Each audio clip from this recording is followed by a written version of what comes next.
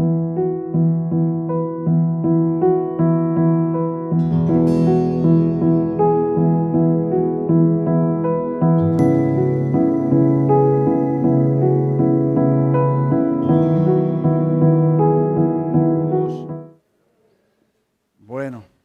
hoy estamos poquitos.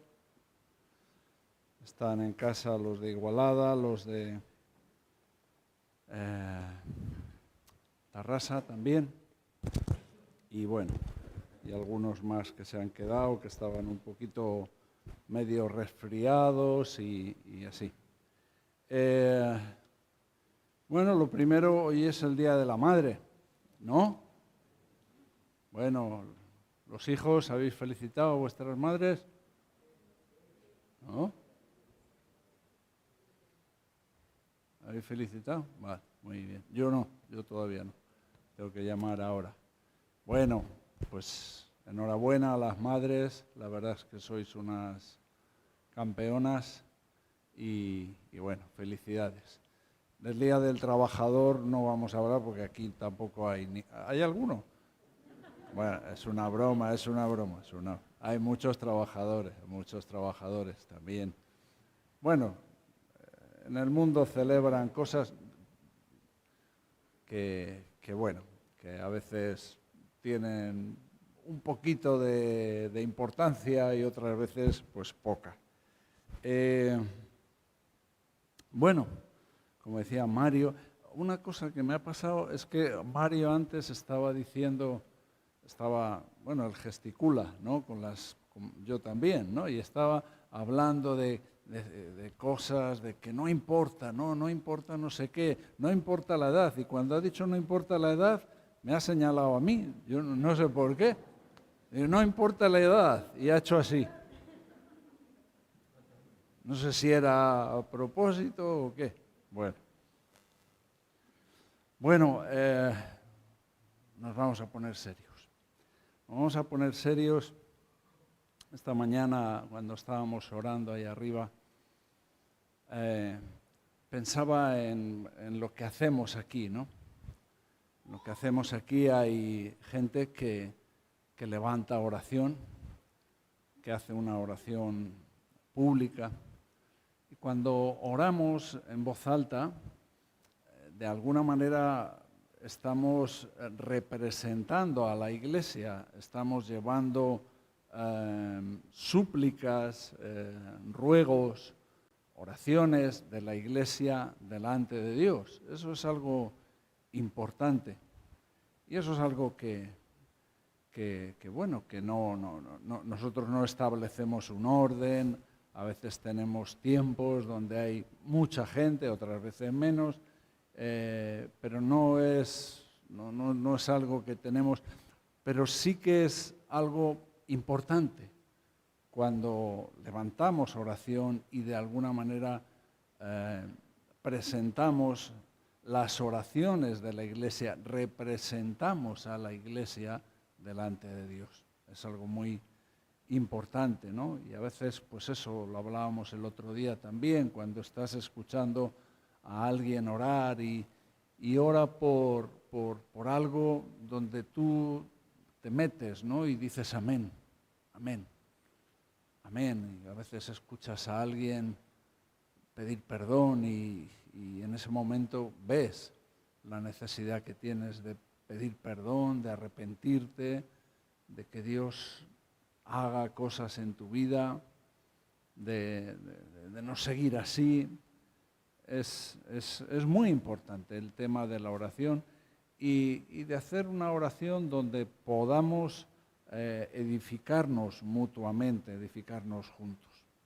Pero además de eso, hay otro asunto muy importante, quizá más importante en cierta manera, y es, no es estar aquí arriba en un estrado de estos, no es este mueble que está aquí, este púlpito, no es el sitio lo que hace importante esto que estoy haciendo yo ahora, ¿no? Sino es lo que representa que representa ahora, lo que vamos a hacer es, si Dios lo permite, es traer la palabra de Dios a la iglesia. Ahora representamos a Dios delante de la iglesia. Y eso es algo ya, eso son palabras mayores. Representar a la iglesia delante de Dios es muy importante.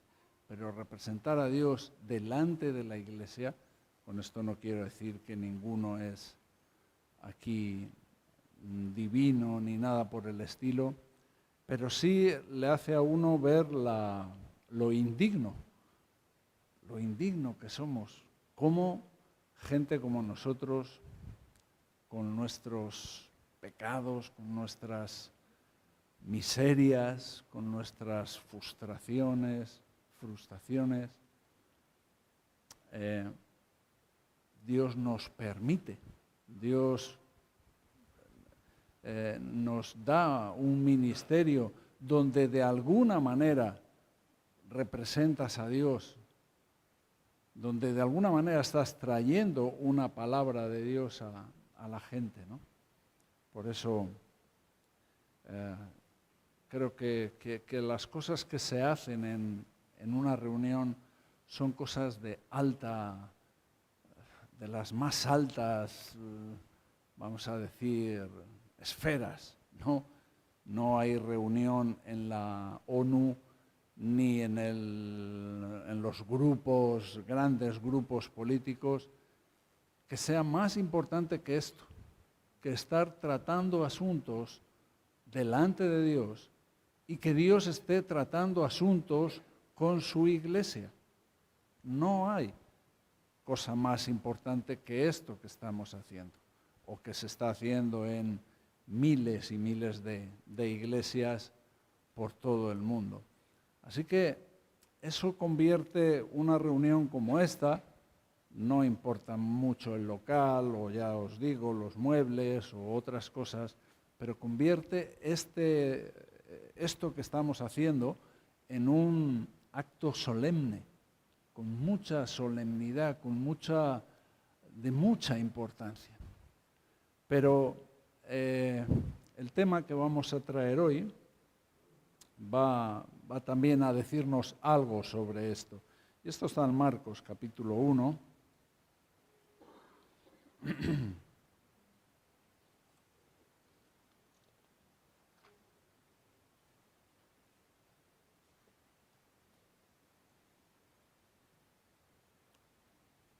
Versículo 21.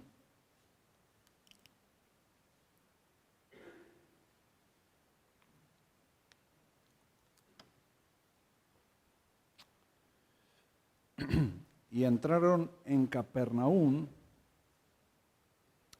¿Quién son los que entraron? Bueno, el último día hablamos de cuando Jesús había llamado a los 4 pescadores, a los 2 hermanos, a los hijos de Zebedeo y a los otros 2, ¿no? Llamó a los 4, a Simón y a Andrés y a Jacobo y a Juan. Y con esos empieza un poco el principio, ¿no? Las bases, los fundamentos, los primeros pasos del ministerio de Cristo ya con sus discípulos. Y dice, versículo 21, y entraron él con sus discípulos, con estos 4, en Capernaum, y los días de reposo, entrando en la sinagoga, enseñaba. Y se admiraban de su doctrina porque les enseñaba como quien tiene autoridad y no como los escribas. Pero había en la sinagoga de ellos un hombre con espíritu inmundo que dio voces diciendo: ¿qué tienes con nosotros, Jesús Nazareno? ¿Has venido para destruirnos? Sé quién eres, el Santo de Dios.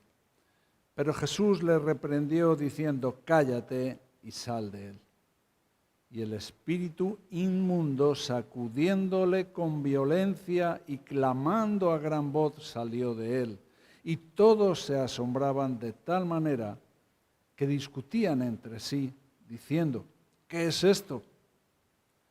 ¿Qué nueva doctrina es esta que con autoridad manda aún a los espíritus inmundos y le obedecen? Y muy pronto se difundió su fama por toda la provincia alrededor de Galilea.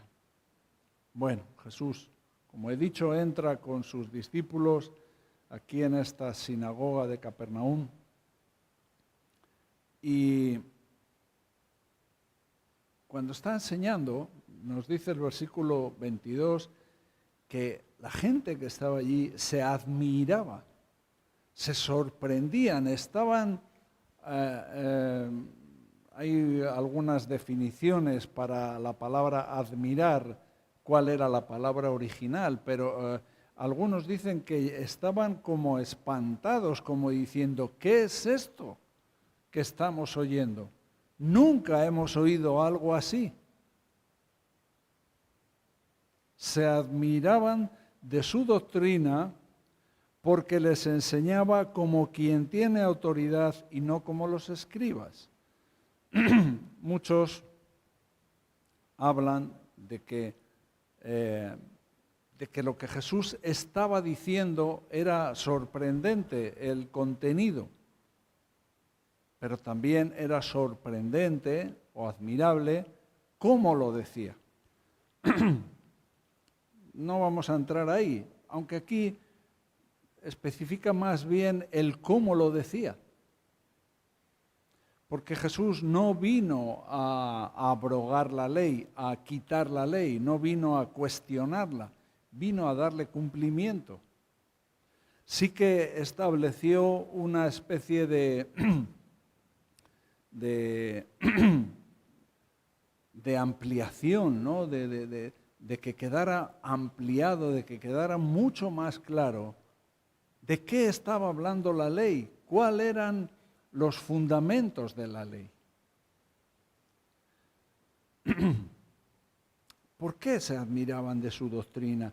¿Por qué enseñaba como quien tiene autoridad y no como los escribas? Porque los escribas eran la élite, eran los grandes entendidos de la palabra. Si había una discusión, una situación en una familia, en un negocio, en cualquier asunto, cómo interpretar la palabra de Dios, eran los escribas. Eran a los escribas a los que decían, ¿qué es esto? Y ellos, con la ley, con la Torá, con todos los libros que ellos usaban, buscaban dar una interpretación, una claridad de cómo atender ese problema. Pero algo fallaba. La gente veía una diferencia aquí entre cómo enseñaban los escribas y cómo enseñaba Jesús. Y la palabra que usa es autoridad. Les enseñaba como quien tiene autoridad, no como los escribas, que tienen conocimiento, tenían mucho texto, pero no autoridad. ¿Por qué Jesús, por qué era tan sorprendente, tan admirable? ¿Por qué llamaba tanto la atención la manera en la que Jesús estaba enseñando? Bueno, los escribas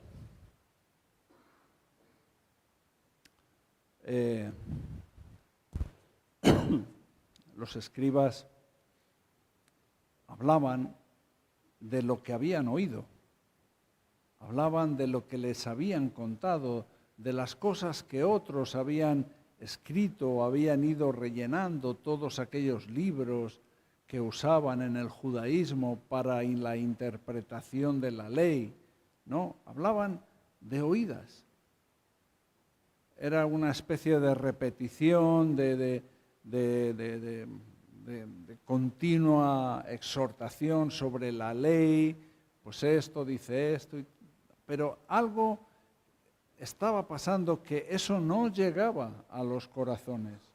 No era una palabra que estaba sanando, que estaba,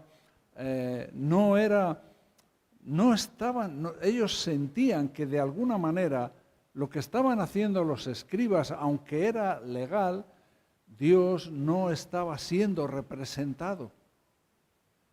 Sin embargo, cuando ven a Jesús y ven la autoridad, entonces empiezan a ver que ahí hay algo diferente. ¿La razón cuál es? Bueno, ellos, los escribas, hablaban de oídas. Jesús no hablaba de oídas. Jesús era testigo, no solamente testigo, si la enseñanza, si lo que tendrían que enseñar ese día fuera la creación, los escribas hablarían de las cosas que están escritas, de lo que han oído que otros han dicho.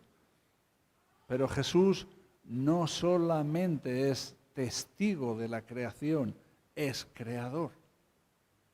Qué diferente. Cuando es el mismo creador, el mismo que ha estado, que sabe cómo han sido las cosas, el que te habla las cosas, que uno que te habla de oídas. Y creo que esto también tiene su, vamos a decir, su importancia aquí, para hoy, para nosotros, ¿no? Creo que a veces eso es el punto donde tenemos que plantearnos, ¿no? ¿Cuántas veces estamos hablando con la autoridad? ¿Y cuántas veces estamos hablando como los escribas? ¿Cuántas veces recitamos cosas? ¿Y cuántas veces estamos hablando realmente algo que el Espíritu Santo está trayendo a la iglesia? Bueno, muchas veces lo podemos ver por el fruto. Así que este es el principio de esta historia. Algo que sorprende, algo que es diferente completamente. Incluso podrían ser los mismos textos, pero Jesús enseñaba como quien tiene autoridad, porque Él es testigo y autor de los acontecimientos. Él ha estado allí, Él sabía, Él sabe el propósito de Dios porque Él es Dios. Él sabe el propósito de cada palabra de la Escritura. Él le sabe dar entendimiento. Él sabe el significado de cada cosa. Cada uno de los evangelistas empieza este principio del ministerio de una manera diferente. Por ejemplo, Mateo nos empieza a contar sobre el Sermón del Monte. Lucas lo hace en ese momento donde entra en la sinagoga y empieza a leer, empieza a coger el rollo del profeta Isaías, el Espíritu de Dios está sobre mí. Juan lo hace con las bodas de Caná. Pero Marcos trata este asunto de cómo con sus discípulos, casi la primera cuestión, el primer acontecimiento que son partícipes, que van con el maestro, es esta situación. Algo que no solamente me imagino que impactaba a los propios de la sinagoga, sino que todo el mundo estaba asombrado. Empezaron a ver a alguien que tiene autoridad, como quien tiene autoridad, porque Él es la palabra. Él es el fundamento, Él es el verbo. Entonces lo que Él decía era algo vivo, porque Él es la palabra, Él es el verbo. Lo que Él estaba hablando era una palabra viva. Lo que a veces leían los escribas era especie de rutina de lectura de libros y de textos, pero sin llegar al corazón de la gente. También posiblemente era lo que decía, no solamente cómo lo decía, sino lo que decía. Porque si nos damos cuenta, por ejemplo, hay textos o porciones en Mateo al principio que como Jesús presenta muchas de las enseñanzas, ¿cómo las presenta? Oísteis a los antiguos que fue dicho, pero yo os digo, no le está cambiando, no está cambiando las cosas, está ampliándole, está dándole verdadero sentido a los asuntos espirituales. Oísteis que fue dicho a los antiguos. Todo eso se quedaba corto, se quedaba escaso. Se habían quedado un poco en las afueras, en lo exterior, en lo superficial. Pero yo os digo, Jesús entraba a tratar los problemas del corazón. Por eso era como una doctrina nueva. Habían oído muchas veces no matarás, pero no habían oído toda la extensión de esos textos, pero cualquiera que insulte, cualquiera que se enoje con su hermano está haciendo lo mismo. Era como una nueva doctrina y además con autoridad. Jesús no vino, lo hemos dicho, a abrogar la ley, a quitar la ley. Como hemos dicho también, los escribas eran muy importantes, eran la gente más importante a la hora de interpretar la ley.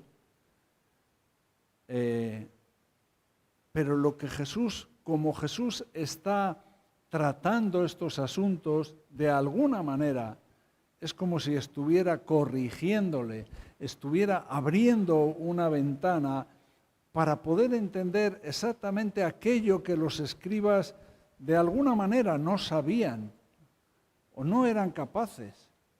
Se habían quedado en el texto, en lo superficial.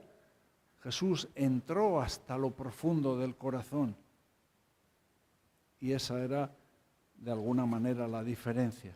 La gente pudo ver algo diferente a lo que estaban acostumbrados cada día de reposo. Ojalá, ¿no? Que también nosotros, o si alguien viene que no conoce, que pueda haber algo diferente. No porque el predicador sea de una manera o de otra, o más elocuente, o que las canciones, algo espiritual. Una doctrina bíblica ungida por el Espíritu Santo, porque esa es la clave de la autoridad. La autoridad no es una autoridad que, por ejemplo, a mí me pueda dar alguien. Si es alguien el que me da esa autoridad, vamos a estar como siempre. Luego veremos cómo Jesús trata ese tema. Algo que venga de Dios, una espiritualidad, una unción, un sentido de la palabra. Es como cuando se te abren los ojos y empiezas a entender las Escrituras. Cuando yo vine, me acuerdo, hace muchos años a Reto, escuchaba las reuniones y escuchaba el texto de las cosas que se hablaban. Pero hubo un momento concreto, especial en mi vida, donde se me abrió el entendimiento, donde empecé a entender ciertas cosas que tenían que ver conmigo. Dios me estaba hablando. Dios estaba usando a las personas que estaban en ese momento allí y estaba hablando como quien tiene autoridad. Y eso empezó a impactar mi vida. Creo que es el caso de muchos. Versículo 23 dice: pero había en la sinagoga de ellos un hombre con espíritu inmundo que dio voces. Bueno, yo no sé muy bien cómo interpretar estos o cómo entenderlo. Tampoco los comentaristas se meten en este asunto. No sé si este hombre con el espíritu inmundo había ido de manera excepcional ese día o era un hombre que estaba allí habitualmente. De alguna manera parece que no había ningún problema, que ese espíritu inmundo no se sentía atacado, no se sentía cómodo, aunque estaba en la sinagoga, pero no tenía dificultades, no estaba siendo agredido, estaba cómodo ese espíritu inmundo. La espiritualidad de la sinagoga o el mensaje que se enseñaba en la sinagoga no perturbaba, no atacaba a ese espíritu inmundo. Esto también es un tema que nos tiene que hacer reflexionar. Cuando de una manera concreta o especial un espíritu inmundo no se siente agredido, se siente cómodo entre nosotros. Cuando el espíritu inmundo de este mundo entra y empieza a formar parte y empieza a influir en la gente y todo está bien y no pasa nada y es cómodo. Cuando el espíritu de este mundo empieza a influenciar en nuestras decisiones, en nuestros estilos de vida, en nuestras cosas, y se siente cómodo, no se siente agraviado por la predicación, por la autoridad, por la alabanza, por las cosas. Cuando eso está y no pasa nada, entonces tenemos un problema. Tenemos un problema. No hay una línea, una separación entre lo que es la iglesia y lo que es el mundo. El mundo entra y se siente cómodo. Los espíritus inmundos pueden entrar y se sienten cómodos en las personas. Pueden cantar las canciones, eso sería algo muy feo. Así que cuando lo que hacemos en la iglesia, cuando lo que vivimos en la iglesia, cuando el mensaje de la iglesia no enfrenta, no confronta o molesta al espíritu de este mundo, algo va mal.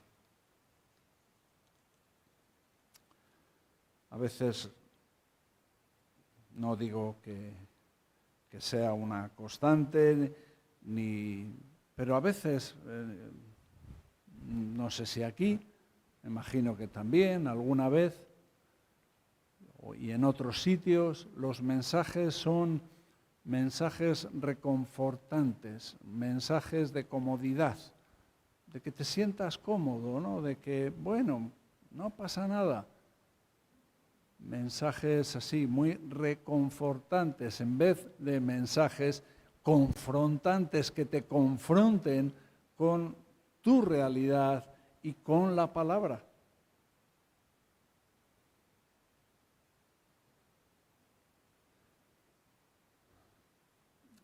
Mira lo que dice el espíritu inmundo, versículo 24. ¿Qué tienes con nosotros, Jesús Nazareno? ¿Has venido para destruirnos? sé quién eres, el Santo de Dios. Aquí hay, bueno, podríamos decir teología, ¿no? Este espíritu inmundo tenía bastante buena teología, conocía las cosas. Una, sabía que con el que estaba tratando era Jesús Nazareno. Y Jesús Nazareno de alguna manera siempre trae a la memoria o trae a nuestro entendimiento el aspecto humano de Cristo, el aspecto terrenal, el aspecto humano, que Él es hombre 100%. Y cuando le dice Santo de Dios, lo que está haciendo es exaltar la parte divina. Así que este espíritu sabía que el que estaba allí no era un profeta, era más que un profeta. No era un buen predicador que había venido de Jerusalén invitado. No, era otra cosa. En el momento que Jesús empezó a hablar, este espíritu empezó a sentirse incómodo, empezó a sentirse violentado, confrontado, empezó a estar molesto. ¿Has venido para destruirnos? Es de alguna manera también como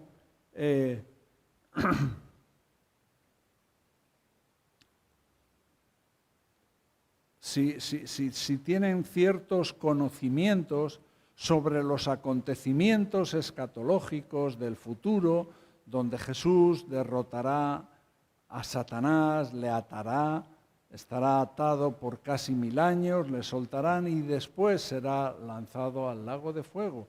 Es como si él pudieran saber algunas cosas y como que se estaban adelantando los acontecimientos. Es como le estaban diciendo, es como, ¿has venido antes de tiempo para destruirnos? ¿Has venido para destruirnos? Sabían que Jesús no era un predicador que les iba a dejar allí tranquilos, que iba a dejar que los espíritus se sintieran cómodos, que iba a dejar que el mundo siguiera trayendo una influencia, el espíritu del mundo, influyendo a la iglesia con todo lo que es eso. Que eso, bueno, también sería bueno poder un día hablarlo y explicarlo. ¿A qué nos referimos cuando hablamos del espíritu del mundo? De la ideología del mundo, de los pensamientos del mundo. ¿A qué nos estamos dirigiendo? Jesús no era ese tipo de persona, porque este espíritu reconoció la autoridad y reconoció que el que estaba allí era uno que tenía autoridad. ¿Y quién tiene una autoridad mayor que la que tiene Satanás? Es de Dios, es la autoridad de Dios, el que está con nosotros. Es una autoridad mayor, la autoridad del Espíritu Santo. Por eso la importancia de la obra del Espíritu Santo en la iglesia. La importancia de la presencia de Dios a través del Espíritu Santo en la iglesia, en las oraciones, en la alabanza, en la predicación, en las vidas. Desde el que está allí saludando a las personas y diciéndole buenos días, bienvenidos, a los del sonido, a Ramón y Julia. Ramón, bienvenido, nos da mucho gusto verte. Cada una de las personas que están y hacen algo y que podemos hacer muchas más cosas. Hay algo que es cuando el Espíritu Santo se mueve, cuando el Espíritu Santo maneja, hace funcionar esas cosas, entonces se manifiesta la autoridad, se ve la autoridad. Lo que está haciendo este espíritu no es una adulación, no le está exaltando a Cristo, no le está diciendo, sé quién eres, el Santo de Dios, sino que posiblemente, y en esto sí que, bueno, veo que muchos comentaristas están de acuerdo en decir que lo que está haciendo es como una especie de provocación, es como que la gente pueda creer que Jesús pertenece a la misma historia que el espíritu inmundo, al mismo tipo de género, de grupo, de situación. Y de hecho es lo que pasó. Es lo que pasó. Si vamos al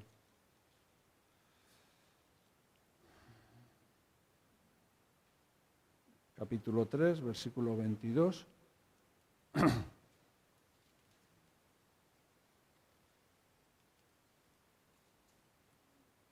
Pero los escribas que habían venido de Jerusalén decían que tenía a Beelzebú y que por el príncipe de los demonios echaba fuera a los demonios. O sea que, bueno, muchos creyeron ese mensaje. Pero ¿qué vemos aquí? ¿Qué esta situación que está teniendo con este espíritu inmundo? Bueno, uno está reconociendo el poder, la autoridad de Cristo, un poder sobrenatural que puede destruirles. No solamente echarles, no, aquí no es una cuestión de sal fuera. No, Él tenía poder para destruirles. Y eso los espíritus inmundos lo sabían. Y el espíritu de este mundo, y puedo hablar como un espíritu y podemos hablar de como una especie de vida o social o no sé cómo poder hablar de lo que es el espíritu de este mundo, sabe que la única, o sea, no va a haber un cambio social que haga que este mundo mejore y quiera a nivel general tener un arrepentimiento y conocer a Dios. No, los acontecimientos no van por ahí. Es Cristo el que vendrá en su día y derrotará al anticristo, derrotará a las naciones que se hayan aliado con él y establecerá ese reino milenial del milenio. Es lo que nos dice la Biblia.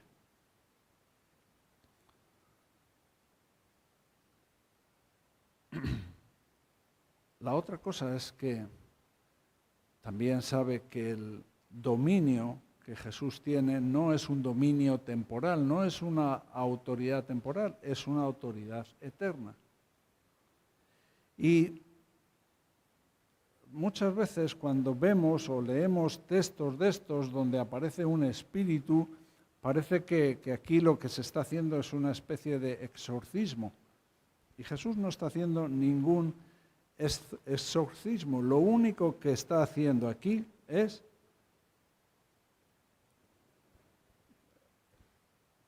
una demostración, no me gusta decir una demostración, bueno, establecer su autoridad, su presencia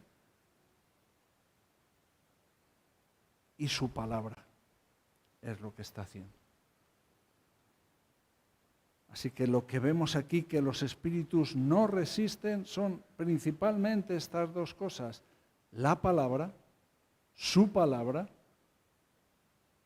Empezaron a ver peligrar su existencia, has venido ya para destruirnos, te has adelantado. La enseñanza de Jesús había sido completamente distinto. No nos cuentan de estas situaciones con los escribas.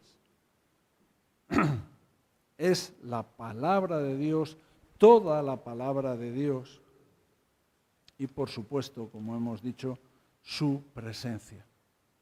Así que eso es lo que tiene que abundar en la iglesia de Dios. La palabra, toda la palabra de Dios, la palabra bíblica, la palabra predicada con el poder del Espíritu Santo y la presencia de Dios también, de alguna manera, a través del Espíritu Santo. Eso es lo que va a hacer que la Iglesia sea lo que tiene que ser.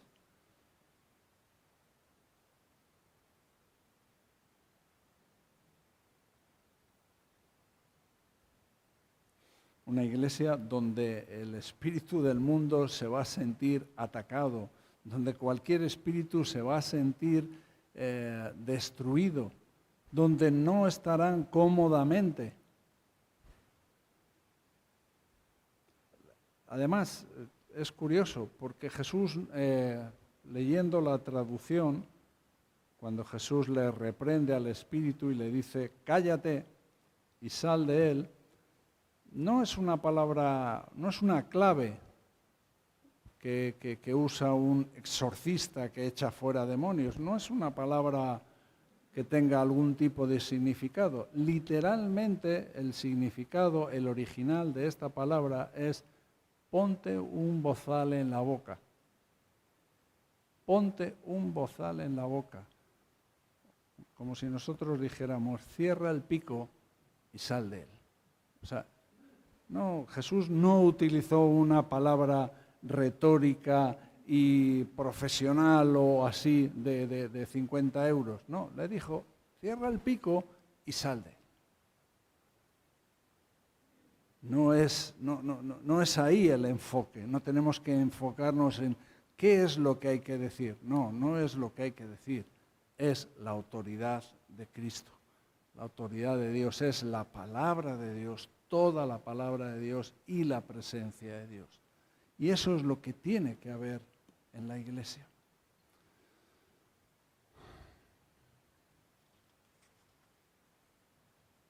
Y el resultado será el que hubo aquí. Versículo 26, y el espíritu inmundo sacudiéndole con violencia y clamando a gran voz salió de él. El Evangelio de Lucas nos cuenta esta misma historia diciendo, y no le hizo ningún daño. No permitió. Jesús no solamente le reprendió y le dijo que saliera de él, sino que no le permitió que le dañara. Y no le hizo ningún daño. Las tinieblas son derrotadas. La autoridad de Cristo derrota a las tinieblas. El paraíso para este espíritu inmundo se había acabado. Y solo en ese mundo espiritual de potestades, de autoridades en el aire, todo, en ese mundo que a veces se nos hace, difícil de entender, se sabe cuáles eran las consecuencias para un tipo de espíritu que había tenido que abandonar el sitio, el cuerpo, la situación, el hombre donde estaba tan cómodo. Solo él sabía las consecuencias y por eso lo resumió en esa palabra, has venido para destruirnos.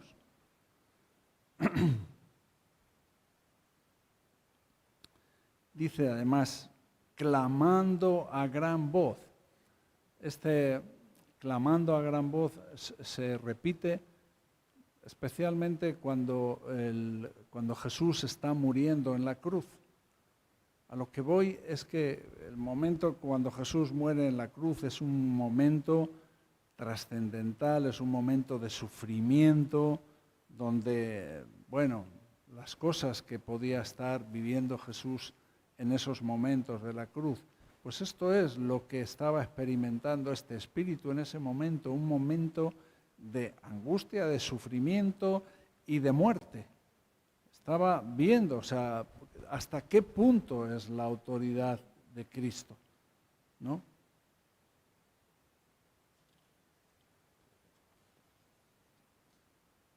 Jesús, cuando vino y también lo decía Juan Bautista, el reino de los cielos se ha acercado. El reino de los cielos quiere decir el reino donde está esa autoridad se ha acercado. Y ya es casi la primera lección que nos enseña Marcos que vieron sus discípulos. habían escuchado, el reino de los cielos se ha acercado a vosotros, pero lo vieron en directo. En directo vieron cómo esa autoridad del reino estaba empezando, estaba moviéndose, haciéndose funcionar. Y como he dicho también, esto es un adelanto, es también, esto apunta, es una especie de tipo, de sombra de lo que va a ocurrir en el futuro, en los últimos tiempos. Jesús está mostrando que Él tiene autoridad aún sobre los espíritus inmundos y que lo que va a suceder en esa batalla entre Satanás y Dios va a ser Cristo va a derrotar a Satanás. Eso eran las palabras que estaban escritas, lo que estaba profetizado en Daniel, en Zacarías, y ahí estaban viendo un adelanto, como pudieron ver en el monte de la transfiguración, un adelanto de lo que es el Cristo glorificado. Aquí vieron un adelanto de cómo funciona el mundo espiritual, de los principados y potestades. El mundo espiritual funciona en una situación de autoridad. Por eso el centurión romano, cuando tenía que sanar, era su siervo, ¿no? Él entendía cómo funcionaba el reino de Dios porque entendía la cuestión de la autoridad. Él sabía, dice, yo sé estar bajo autoridad y tener autoridad. Así que entendía cómo funcionaba el reino porque entendía cómo funcionaban las cuestiones de la autoridad. Y sabía que Él es el que estaba teniendo toda la autoridad.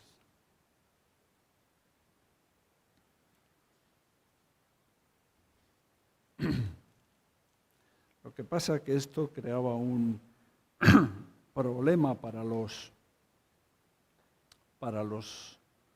escribas. Creaba un problema grande, porque la gente se preguntaba,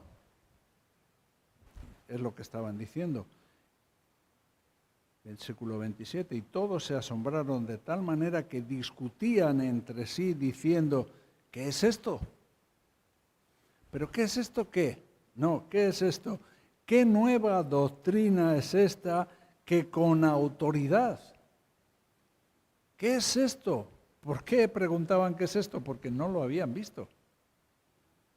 No habían visto ese tipo de autoridad enseñando de diferente manera que los escribas y mandando a los espíritus inmundos que salieran y salían. No habían visto algo así, pero no habían visto una autoridad así. Ese es el problema. ¿Qué nueva doctrina es esta? ¿Qué enseñanza es esta? Que es una enseñanza con autoridad. Manda aún a los espíritus inmundos y le obedecen. ¿Qué es esto?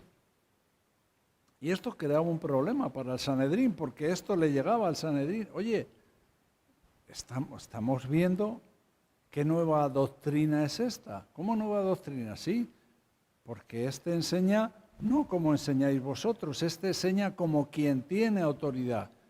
¿Cómo pueden tener autoridad si no se la hemos dado nosotros? Claro, si ellos le dan la autoridad, o si hubieran dicho que la autoridad es de ellos, tienen que reconocer que lo que está haciendo Jesús es correcto y que esa enseñanza o esa doctrina es muy diferente a lo que habían venido a hacer durante tanto tiempo los escribas y fariseos. Estaba poniendo en tela de juicio, destapando un poquito la ineficacia, la poca espiritualidad, la religiosidad del sistema de los escribas y los fariseos. Esto es una religión, esto es una iglesia, esto no es nada. No, allí se juntan y si no hay autoridad, no hay nada. También un poco más adelante, el otro día lo dijimos en el capítulo 11,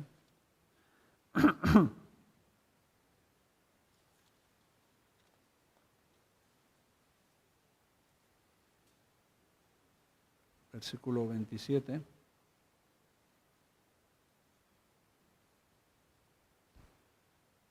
Volvieron entonces a Jerusalén y andando él por el templo, vinieron a él los principales sacerdotes, los escribas y los ancianos, la élite, y le dijeron: ¿con qué autoridad haces estas cosas? ¿Y quién te dio autoridad para hacer estas cosas? Esto se debía a cuando Jesús en el día anterior había estado limpiando el templo, expulsando a los cambistas, a los que vendían, y entonces el Sanedrín ya no puede más. Pero el problema, la palabra es: ¿con qué autoridad?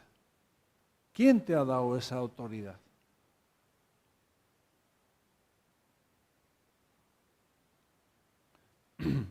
Y Jesús les contesta con una pregunta. Dice: yo os voy a hacer una pregunta.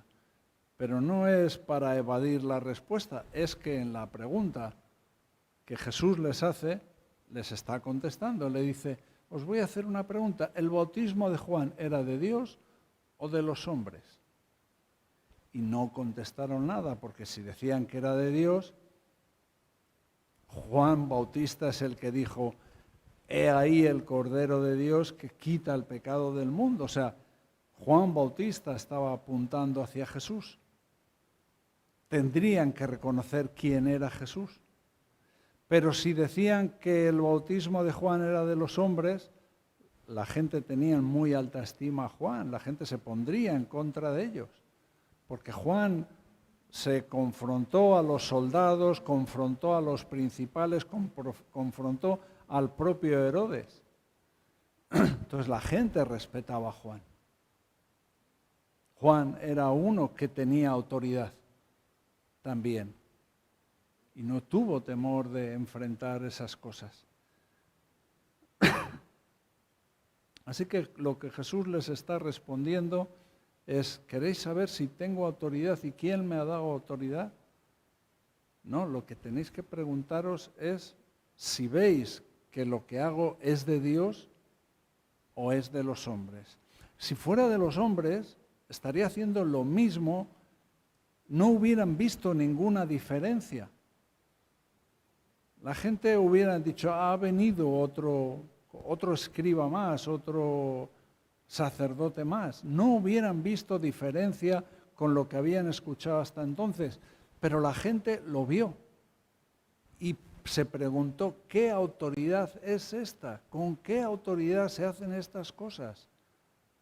Porque enseñaba no como los escribas y expulsaba a los demonios, por supuesto. Los escribas les mantenían ahí bien cómodos en las iglesias, a gusto, no. Pero Cristo no. No le dejó ni seguir hablando bien de él. Cállate, cierra el pico y sal.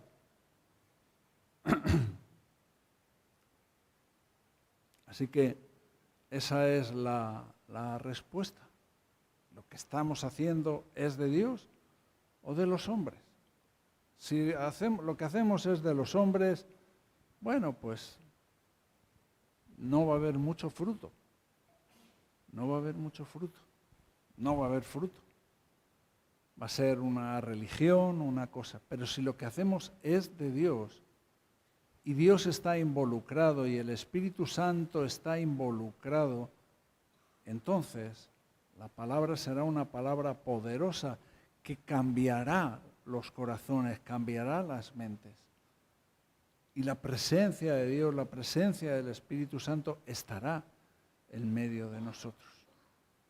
No es por nosotros, Nosotros no somos la clave de que esto es Cristo en nosotros. Es el Espíritu Santo moviéndose en nosotros y a través de nosotros. Por eso necesitamos orar y pedir que Dios obre con poder. Un versículo y acabamos. Bueno, capítulo 5 de Juan.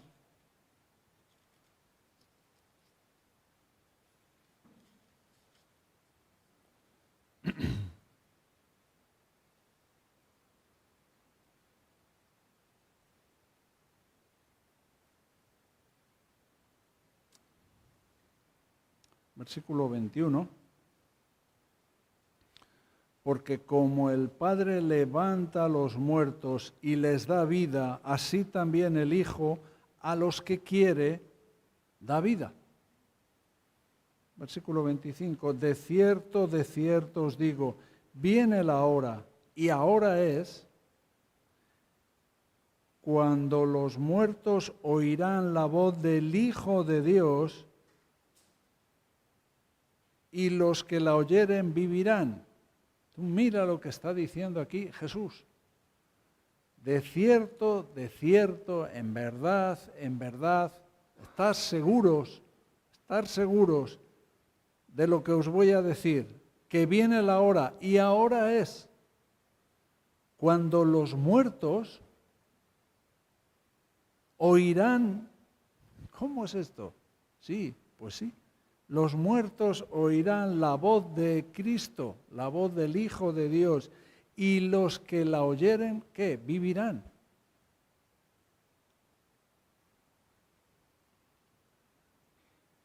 Esto es autoridad. Esto es autoridad. Una autoridad que sobrepasa todo entendimiento. Una autoridad que sobrepasa todos los todo lo que conocemos y entra en ese mundo espiritual, en ese mundo en el que a veces nos cuesta imaginarnos, nos cuesta pensar en ello. Pero es una autoridad que trae esperanza a nosotros. O sea, la autoridad de Cristo es una garantía, una esperanza para nosotros. Qué bueno es que Él tiene toda la autoridad. Que hasta los muertos pueden oír su voz la oyen los muertos. Y el que la oye vivirá. Es una garantía para nosotros. Ahora tenemos que pensar en eso. Qué bueno es. Gracias a Dios porque Cristo tiene toda la autoridad. Y porque el mensaje que estamos oyendo, la palabra que estamos oyendo, es una palabra no de lo que cuentan las religiones, no una palabra que te ayuda a tener conocimientos religiosos, no, es una palabra de esperanza, de vida, de aunque estés muerto, vivirás. Yo soy la resurrección y la vida. ¿Quién dice eso? Yo soy la resurrección y la vida. Así que tenemos que tener todas nuestras esperanzas en Cristo y de una manera especial en su autoridad. Por eso estamos hablando del reino de Dios. Por eso Él es el Señor y tiene que ser el Señor de nuestras vidas. Así que de la misma manera que la autoridad nos hace estar seguros, es una garantía, pero la autoridad también tiene que ser una autoridad sobre nuestras vidas, una autoridad sobre nuestras mentes, sobre nuestros sentimientos, sobre lo que hacemos. Él tiene que ser el Señor de nuestras vidas. Y por otro lado, lo que hemos hablado en cuanto a la iglesia. Que no sea una sinagoga o una iglesia donde los espíritus inmundos o mundanos estén tan cómodos que no sienten ningún peligro, porque no está esa autoridad, ¿no? Y la autoridad, repito, no es la nuestra, es la del Espíritu Santo, sí, en nosotros, pero tiene que ser una obra del Espíritu Santo. Amén. Mira, los discípulos, esta era casi la primera lección que estaban aprendiendo. Así que el curso que estaban haciendo era un curso bastante intensivo. Ellos salieron de ahí de estar pescando y lo primero empezaron a ver este tipo de cosas. Así que, bueno, tenemos que aprender nosotros también estas lecciones. Señor, te agradecemos este día, agradecemos la obra de tu Espíritu Santo en nosotros. Sabemos que nada es mejor o más efectivo porque estamos nosotros, Señor, sino que a pesar de que estamos nosotros, a pesar de nosotros, tú haces una obra increíble, Señor, una obra de autoridad, Señor, y la gente lo va a poder ver, algo diferente a lo que han oído de otras veces, Señor.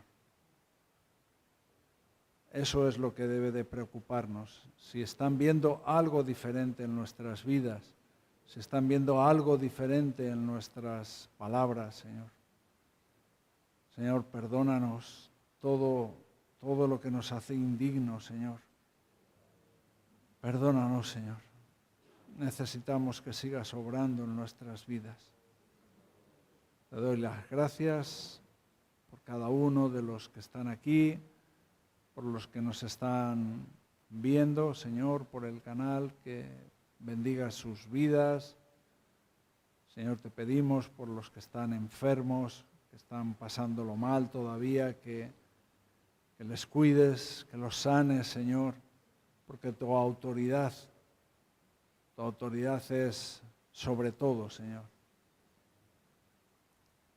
En el nombre de Jesús, te damos las gracias y oramos en esta mañana. Amén, Señor.